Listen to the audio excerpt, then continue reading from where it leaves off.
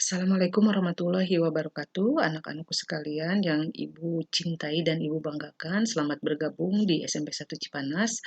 Baik Nak, pada kesempatan ini alhamdulillah Ibu bisa, bertatap maya dengan kalian pada kegiatan MPLS. Untuk pertama kali mungkin Ibu, perkenalkan, nama Ibu Neneng Safni.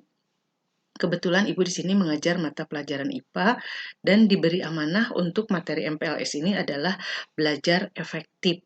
Nah, baiklah, sebelum dimulai, Ibu ingin mengajak kepada kalian untuk merubah pola pikir bahwa tidak ada orang pintar ataupun bodoh dalam belajar. Yang ada itu hanyalah orang yang malas dan tidak tahu bagaimana cara belajar yang baik. Nah, untuk itu Ibu akan share pengalaman Ibu dan materi yang bisa kamu terapkan nanti ketika kamu belajar di sekolah ini. Nah, kita ingat lagi bahwa belajar itu adalah suatu proses, kalau di sekolah proses belajar mengajar yang tiada lain adalah bertujuan untuk memberikan pemahaman, kecerdasan, ketekunan, kesempatan kepada kalian sehingga kalian bisa meningkatkan potensi yang kalian miliki, dan yang terpenting adalah dapat memperbaiki perilaku kalian dalam kehidupan sehari-hari setelah kalian belajar. Nah, karena hasilnya juga harus maksimal, maka proses belajar yang dilakukannya juga haruslah baik dan benar. Nah, untuk itu kita ingat lagi bahwa belajar efektif itu berbeda untuk setiap orang. Nah, belajar efektif di sini artinya adalah belajar yang sesuai dengan kondisi individu masing-masing, baik dari segi tempat, penggunaan waktu, dan lain sebagainya. Ini selalu beriringan dengan belajar efisien. Artinya, ketika seseorang dengan keterbatasan tertentu, supaya hasilnya maksimal, maka dapat menggunakan cara yang seminimal mungkin, tetapi hasil belajarnya tetap maksimal. Artinya, tidak menjadi suatu alasan ketika kurangnya sarana, prasarana, dan waktu untuk belajar, sehingga tidak ada alasan kamu tidak sukses untuk memahami suatu materi. Ya. Nah, di sini ada beberapa tips-tips yang baik untuk belajar. Mungkin tidak semuanya Ibu jelaskan, ada beberapa poin saja hanya untuk mengingatkan karena ini bukan hal baru. Yang pertama yang menurut Ibu sangat penting adalah langkah awal menentukan perencanaan yang baiknya. Dari mulai sekarang kamu boleh membuat jadwal setelah kamu duduk di kelas 7 ini, kamu tentukan jam berapa kamu belajar, jam berapa kamu mengaji, jam berapa kamu membantu orang tua, dan sebagainya. Tentu itu perlu perencanaan yang matang sesuai dengan kondisi kamu, ya.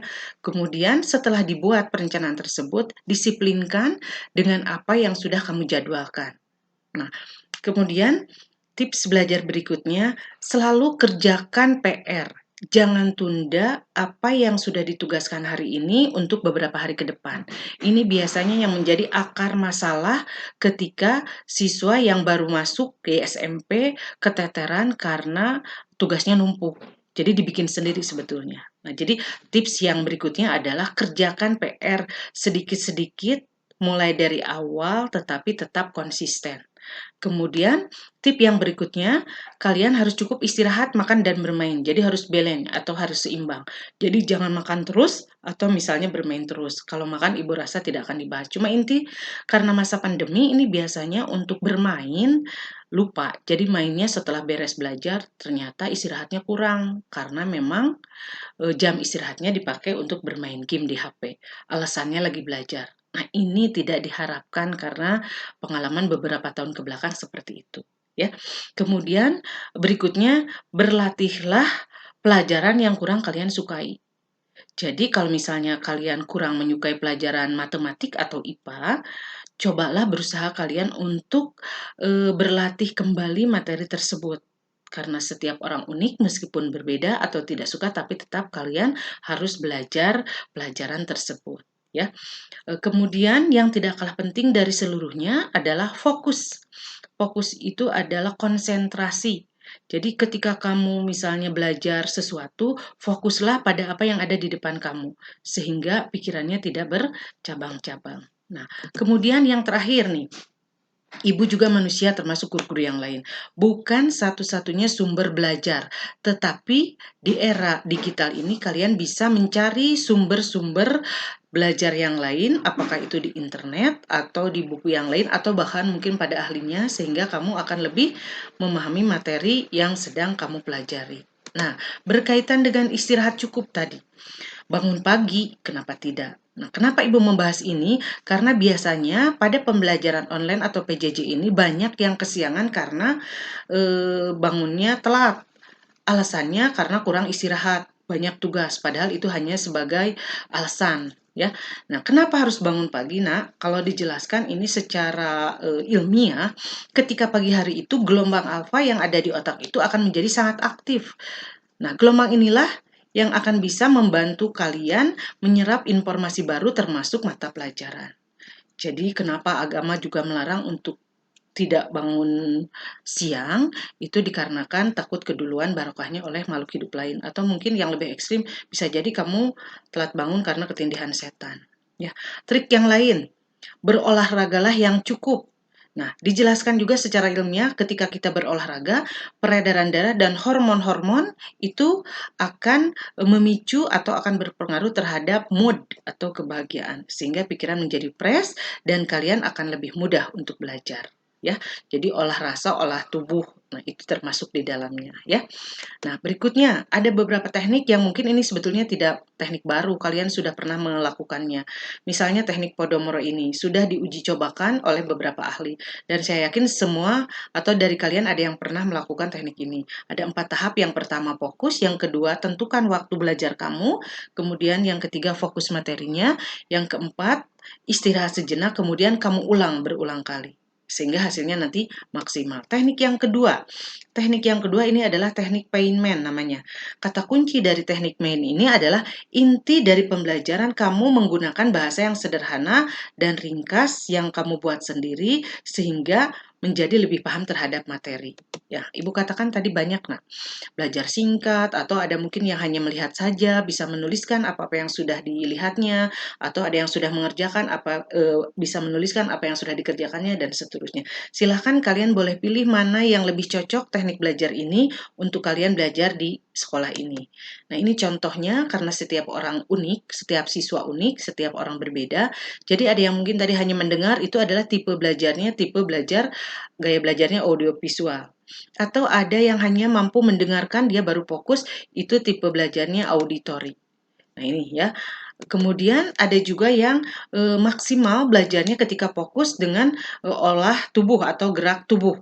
Nah, ini tergantung dari apa yang kamu miliki. Nah, sekarang kenalilah oleh diri kamu sendiri, saya itu memiliki gaya belajar visual. Berarti saya sangat cocok menurut saya dengan teknik tertentu. Nah, silakan kalian boleh pilih ya. Berikutnya, bagaimana sih indikator supaya kita lebih belajar efektif? Nah, itu ada beberapa tips atau ada beberapa langkah-langkah. Yang pertama, ketika kamu belajar, kaitkan dengan contoh yang nyata yang ada pada kehidupan sehari-hari. Kemudian yang kedua, belajarlah bereksperimen. Apakah itu eksperimen tentang percobaan atau bereksperimen berkomunikasi dengan orang lain dengan bahasa yang sangat sederhana dan ringkas. Yang tidak kalah penting, ketika kamu belajar supaya efektif dengan satu fokus materi, silahkan kamu lihat dari berbagai sisi. Misalnya, ketika melihat hujan, kamu belajar bersyukur, membacakan doa turunnya hujan. Kemudian belajar IPA-nya, kenapa sih terjadinya hujan? Kemudian belajar IPS-nya dari apa yang kamu lihat, ini sudah termasuk musim apa? Ya, demikian ya. Ini salah satu contoh trik bagaimana belajar efektif terhadap satu materi. Insya Allah inilah yang akan bertahan lama, yang mampu menghasilkan hasil belajar yang lebih maksimal. Nah, kesimpulan dari materi yang Ibu sampaikan barusan, kamu boleh lihat di sini sudah cukup banyak ya. Jadi sekali lagi yang terpenting dari proses belajar efektif itu adalah kedisiplinan, suasana belajarnya yang nyaman, kemudian buat intisari dari yang sudah kamu pelajari dan selalu belajar berkomunitas. Tadi contohnya dua-dua selalu gambarnya ya, berkomunitas. Kemudian ini konsisten alias rutin meskipun pendek-pendek waktunya. Kalau kalian sudah terbiasa 15 menit membaca dalam satu hari, insya Allah itu akan berbuah lebih baik. Dan sekali lagi, materi itu tidak dihafal, tetapi dimengerti atau dipahami. Demikian yang Ibu sampaikan, sumber yang Ibu sampaikan ini referensinya ini.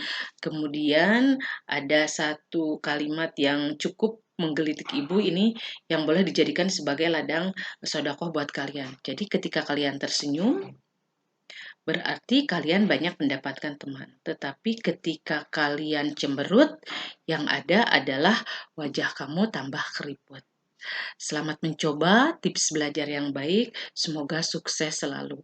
Wabillahi taufiq wa hidayah. Wassalamualaikum warahmatullahi